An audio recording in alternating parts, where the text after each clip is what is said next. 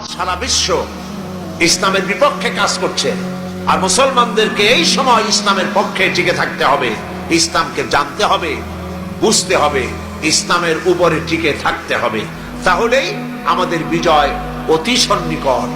আমার তো মনে হয় আর বেশি দেরি লাগবে না, ইসলামের বিজয়ের একটা সময় এসে গেছে ইনশাআল্লাহ। মায়ের যখন প্রসব যন্ত্রণা শুরু হয় তখন বোঝা যায় বাচ্চা হইতে আর সময় লাগবে না, ঠিক কিনা? ঠিক কিনা? আজ পৃথিবীর প্রসব যন্ত্রণা শুরু হয়েছে, তাম পৃথিবীর চতুর্দিকে মুসলমানদের উপরে জুলুম অত্যাচার শুরু হয়েছে।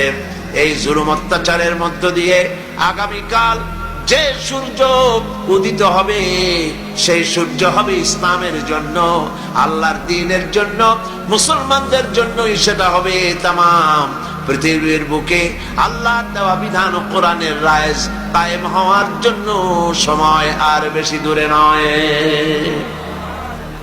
এজন্য মুসলমানদেরকে ঐক্যবদ্ধ হয়ে নবীর পথ ধরতে হবে, নবীর রাস্তা ধরতে হবে।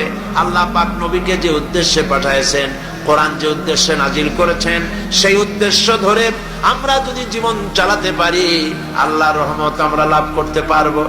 আল্লাহ পাক আমাদেরকে, আল্লাহ পাক বলেছেন কোরআনে কারীমের মধ্যে, ওয়া কানা হাক্কান আলাইনা নাসরুল মুমিনিন। আল্লাহ রাব্বুল আলামিন বলেন মুমিনদেরকে সাহায্য করা আমি আল্লাহর জন্য ওয়াজিব। সুবহানাল্লাহ বলেন, মুমিনদেরকে সাহায্য করা আমি আল্লাহর জন্য ওয়াজিব। মুসলমান বেশি হওয়া লাগবে, সৈন্য সংখ্যা বেশি হতে হবে, অস্ত্র বেশি হতে হবে। আল্লাহ পাকে বলি বলেন অস্ত্র লাগবে, এটা ঠিক, অস্ত্র লাগবে। কিসের জন্য? দিন প্রতিষ্ঠার জন্য। কেউ যদি আমাদের মারে তাহলে আমরা তো আর বসে বসে আঙ্গুল চুষতে পারবো না, কি বলেন? ঠিক কিনা?